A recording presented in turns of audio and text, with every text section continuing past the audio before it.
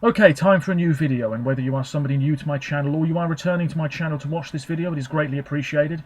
As always, I'm filming this video in one go, so if I stumble over my words moving forwards, apologies about that, and also if the quality of this video is fairly poor as well, if there's any lag, anything like that at all, sadly it cannot be helped, and hopefully it is not too much of an issue for you. This is yet another Eurovision 2023 related video here on my channel, and a video that I'm sort of filming on a bit of a whim. But today I'm going to be talking about, in my opinion, how to stage the ideal national final. And the idea for this video came from a comment on a video that I filmed recently about UMK in Finland. And it just got me thinking about national finals in general and how they're all a little bit different from each other, and how a broadcaster might go about organising such an event, and the whole method of selecting an entry for Eurovision in the first place. It just got me thinking, and so today I'm going to sit here and give you my thoughts and how I would stage a national final. As always, let me know what you think. I'm very interested to know, and there are links in the description as always to my other social media pages. Check them out if you so wish. As I'm recording this video, it is Saturday the 11th of February 2023. It is a mammoth day in the world of Eurovision. I just want to talk very briefly about what is happening this evening.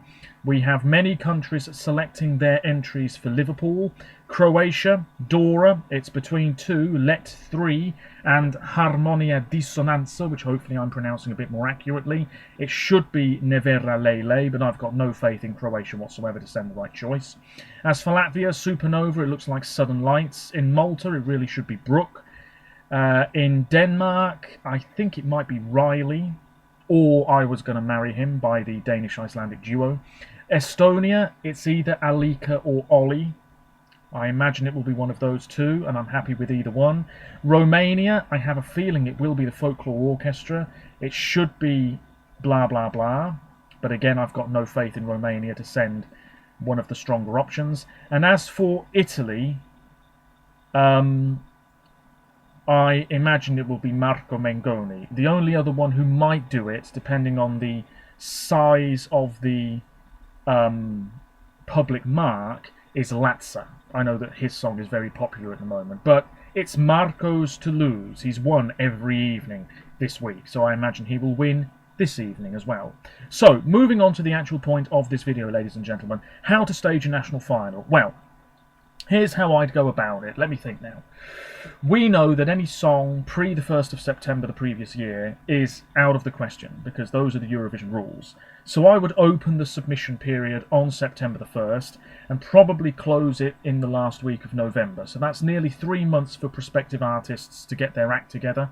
Maybe they've already got a song that they've recorded in a studio and they can submit it straight away for a fee.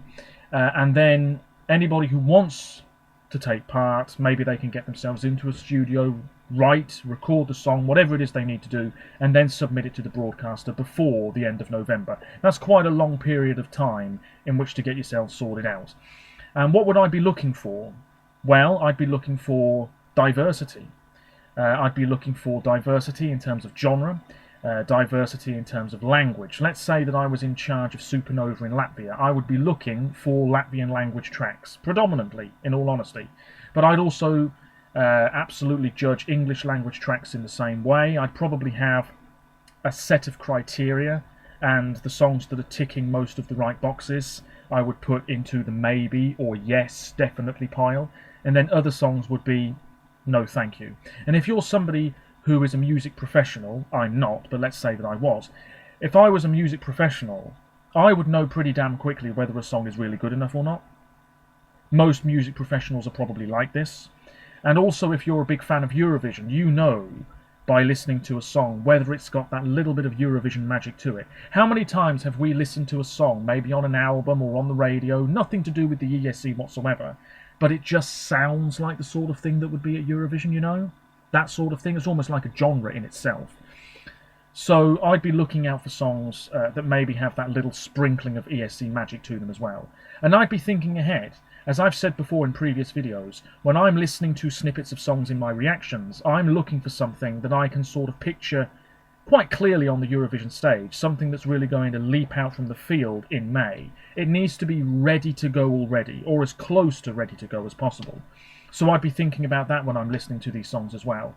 I'd also not have any idea who's singing these songs. I think that's a relatively fair way to go about it. So, obviously, you might recognise somebody's voice. For example, if I was in charge of Supernova, I would be expecting to hear Marcus Reeve's voice at some point, you know. But otherwise, I would just have the title of the song, and that's it. I wouldn't know who's singing it. I wouldn't have a clue necessarily when the song was recorded or anything like that. I'd just judge the song as it comes to me, with no other details attached whatsoever. And then I can judge fairly.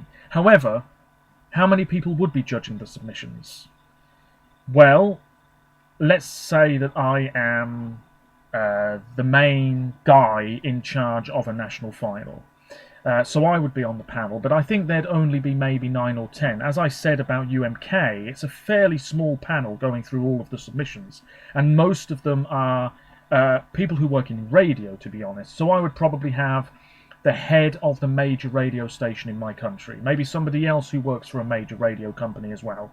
I'd have a leading music journalist. I'd have maybe somebody who's directed and worked on major television productions in my country, because they can listen to the songs and not necessarily judge them musically, but they can think ahead and say, okay, this is clearly a song that would work on a big stage in front of many thousands of people, many millions watching at home. It's got that sort of appeal. They can judge it in that sense. Maybe I'd have the previous year's Eurovision act. They've been there and done that, so having their opinion might be quite valuable as well. And in the end, you would have maybe 10 to 15 people judging these submissions. If the window closes at the end of November, we'd be judging them in December, and by Christmas, you would have a shortlist. Would you also have Eurovision fans judging these submissions? Part of me is tempted to say yes. After all, they're Eurovision fans. If they are really into Eurovision, they're going to know what works and what doesn't. And Eurovision fans are ruthless. If a song's not good enough, it's goodbye. And that's what I'd want. If it's not good enough, goodbye. We are in it to win it. We are looking for songs that are really going to do the business at Eurovision. We want to be proud of our entry. We want to be in the final. For example, I mentioned Latvia again. If I was in charge of Supernova, I would be saying, right, I've had enough of this crap.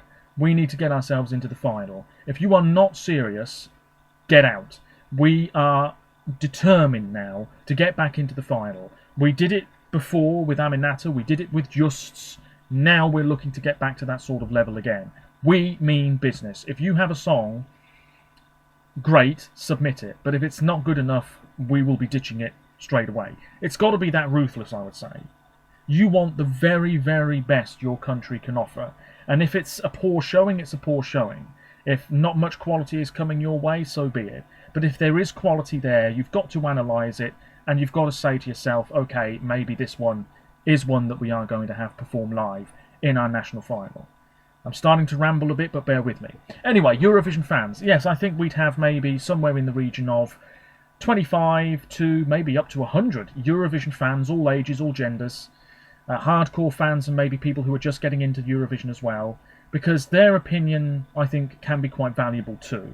So they can listen to the submissions in the same way that the professionals have listened to them, only knowing the song title and not who's singing it or anything, and they can judge using the criteria in place, such as vocal strength, melody, possibility for good staging, I don't know, all of these criteria, and then you look at the tally, shall we say, and then you've got, hopefully, a bit of a short list, and you're just eking away at that list. So let's say that you've got 500 submissions. Slowly but surely it's 400, then 300, then 200, then 100.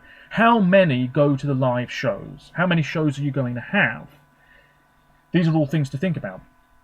I am tempted to say that I would have maybe 2 shows and no more than that. You don't need more than 2 shows. Some countries could learn a thing or two here. Because otherwise it just is this drawn-out procedure, and most of the songs are not going to be good enough, and they'll be knocked out early. You want the very best on display. So, I would be thinking no more than 20 songs. Absolutely no more than 20 songs.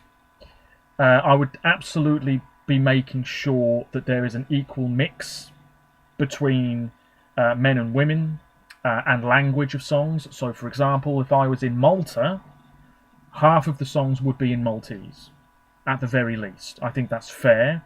And then English for the rest. But if there's a song in Italian or Japanese or Mandarin, I'll consider it. And if it's good enough, it might well make the cut. Anyway, at this point, hopefully we've got our shortlist. So we announce the names probably in January. We stage our national final maybe at the end of January or in early February, around this time of year perhaps.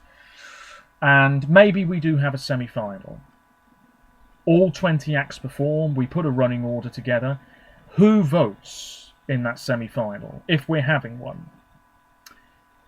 Is it 100% public? Is it 100% jury? Is it a 50-50 combination of the two? Are there international juries? Is there a national jury? All of these things we'd have to consider. And I'm thinking about it now. And I think it would be a 50-50 split. The jury would be perhaps a national jury only at this stage. It would be made up of maybe 10 individuals, an equal split, men and women. They all work in the music industry. They wouldn't be the same people who were on the selection committee for the songs, because they already are familiar with the tracks. So this would be new individuals coming to the fray. And we would also have a public vote. I know in some countries that they have, for example in Sanremo, the press have a say.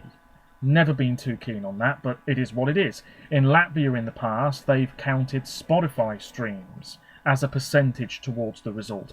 Could do something like that. Every country's a little bit different every year. But I think it would be a 50-50 split.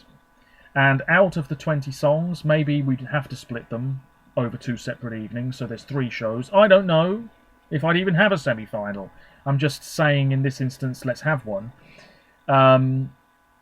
If there's 20 songs, split them into 2 shows, 5 go through from each, and then we've got 10 finalists. There wouldn't be any automatic finalists. I think that's a little bit unfair. Everybody's on a level playing field, similar to what MGP in Norway was like this year. No automatic qualifiers.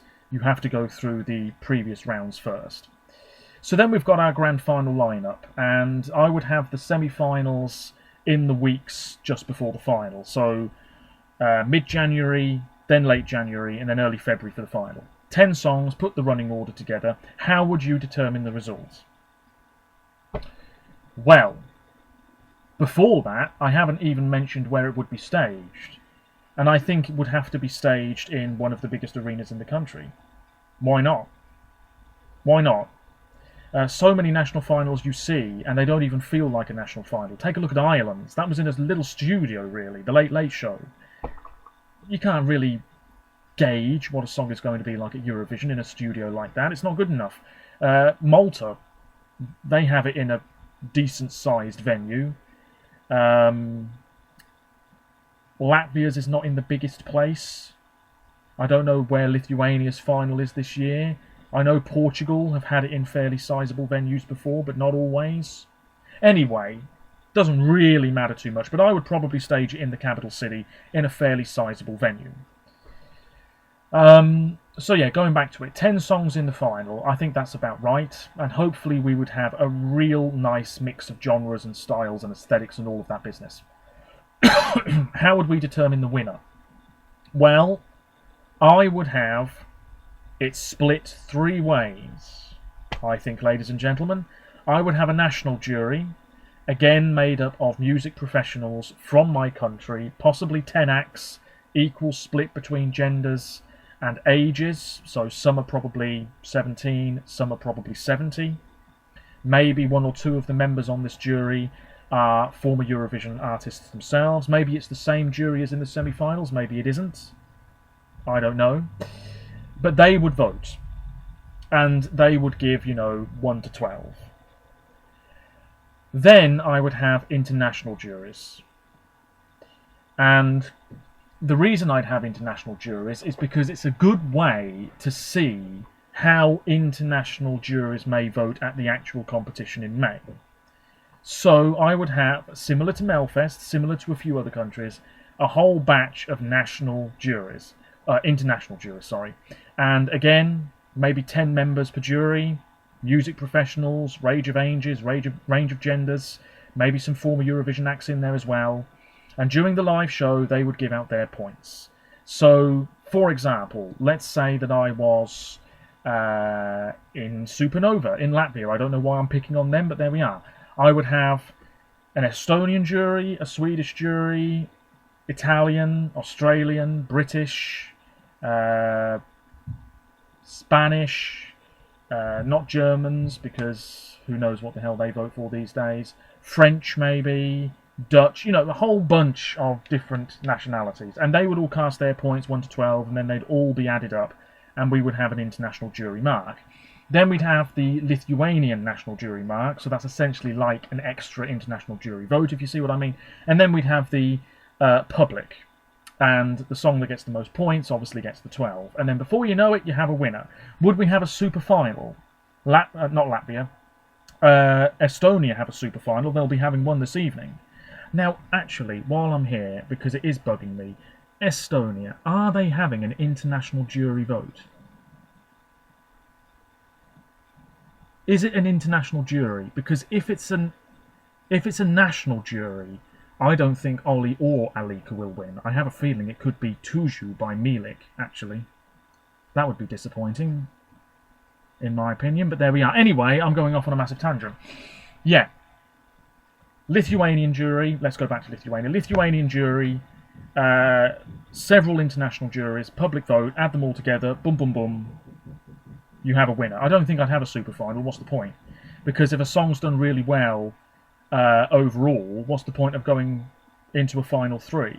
Like in Italy, in the early hours of tomorrow morning, it's going to be between 5 in the end. Don't really see the point. If you win overall in the first round, that's it. Done and dusted. And then that's it, really. That's your national final over and done with. I think the key thing is just having good enough songs. You have to be ruthless. You really, really do. I mean, let's pick on another country here. Let's pick on Estonia. Why not? I love Estonia at Eurovision. One of my favourite countries in it. But let's go through these songs. This is just my opinion. Don't take it personally. Don't come for me. This is just my opinion. So, Alika, yes.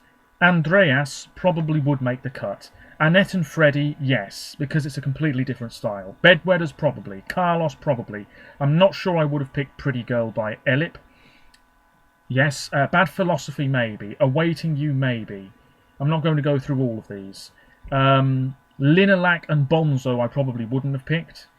Unicorn Vibes would have been out. Ux Sam Korraga by Mia probably wouldn't have made the cut either. Robin Jökental probably would have been out too, and Salalik by Vieralt. All of the others probably would have made the cut. I don't know. It really depends. You might have 30 songs you think are really good and you can't narrow that list down, so just stick them all in, perhaps. Just for this one particular year, have a batch of 30 that the public and the international juries can decide on. Let's take a look at Norway. Why not? MGP. I've got to click on this page here. Alejandro Fuentes out.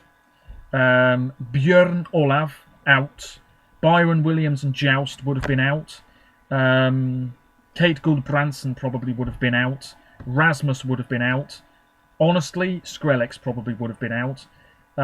Swing It would have been out, even though they were third with the Norwegian public. And maybe Stig van Eyck would have missed out as well. All of the others might have made the cut. You just know. We know whether a song is good enough to be involved or not. You hear it straight away. You see it when people post their rankings of national final songs within hours of the songs being released. It'll happen with Poland perhaps in a week or two. You'll see songs that are right near the bottom in most people's lists, and you'll be thinking to yourself, well, it's quite clear that this song has no chance. No chance. It is sort of dead on arrival. And it makes you wonder, it makes me wonder why it was selected in the first place. To make up the numbers, that's not the way it should be. It should be the very, very best. Nothing else will suffice. I mean, Serbia, too many songs. Malta, too many songs. Let's look at Malta. They're picking their entry this evening. If they've got any sense about them, it's a one-horse race. But I'm looking at the list here. 16 tracks are in that final. Okay, really, it could be 5. We know it could be as little as 5. It could be less than that. Nathan, probably not. Chris Grech, great voice, probably not. Maxine, maybe. Fabrizio, probably not. Gio, out. Brooke, in. Ian, out. Eliana, in. Busker, in for me. Giada, probably in. Matt Black, goodbye. Cheryl, maybe not. Christian, it's in Maltese, you're in. Ryan, great voice, in. Dan, I doubt it. Stefan, not good enough. How many's that? 4 or 5? This is just my opinion, but that doesn't need to be 16. It could be a hell of a lot lower. And there could be a runaway winner. I mean, even in Melfest, it looks to me as though it's geared for a Loreen victory. Do we really need 28 songs? I don't know. Some people are saying that the format in Sweden has stagnated for years. Do they need to shake it up? Maybe they do. I don't know. It's very, very interesting to think about. And of course, some countries don't even have a national final. They go internal. So that's how I'd go about it. A bit of a long-winded, rambling video from me, but that's nothing new, is it, ladies and gentlemen? Let me know your thoughts on this. How would you stage a national final? What is the best way to stage a national final in your opinion? Would you have an international jury vote? Would you have an international fan vote? That could be a thing. Would you have a national jury? Would you have a jury at all? Would it be 100% public? Do you trust the public in your country? Take a look at the Czech Republic this year. A few weeks ago, last week or whenever it was.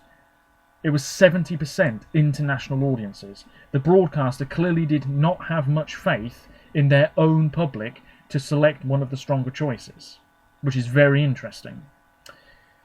So yeah, would you have a super final? How many songs would you consider? How many submissions would you want? Are you looking for a specific style? Certainly I would make it very clear in the rules of the contest. If I was in charge, I'd be saying, do not bother entering if your song isn't Eurovision winner material. Maybe not quite that blunt, but seriously, I would be saying, if your song is, subpar, something we've heard a million times before, you run the risk of not making the cut. Whereas if it is unique, different, appealing, yes, even jokey entries, you've got to consider every song fairly. But I would make it very clear, particularly if I was in charge of Malta's selection, Latvia's selection, if Georgia had a national final of sorts, I'd be saying, look, it's been too long. We need to get back into the final. We have been poor for years. We are looking for something deadly serious. You're in it to win it. Give us the best you've got, and we will consider everything that comes our way fairly, carefully, and we will let you know if you've been successful. Anyway, ladies and gentlemen, a big ramble. That's it. It's a busy, busy evening. I've got blog posts half-typed left, right and centre. There'll be posts on the Instagram page I co-run with my friend as well, rajc.esc, link in the description. It's also the Brit Awards this evening, but if you didn't know, that is quite possibly the dullest awards ceremony in existence. It is utterly, utterly dull. Utterly dull. And Harry Styles will win everything. But anyway, I'm going off on a real ramble now. My God, shut up. Until next time, take care of yourselves. Let me know your thoughts. And I'll be back with more Eurovision-related content very soon. Apologies if the quality wasn't that great. But hopefully, I'll see you again soon. Bye for now.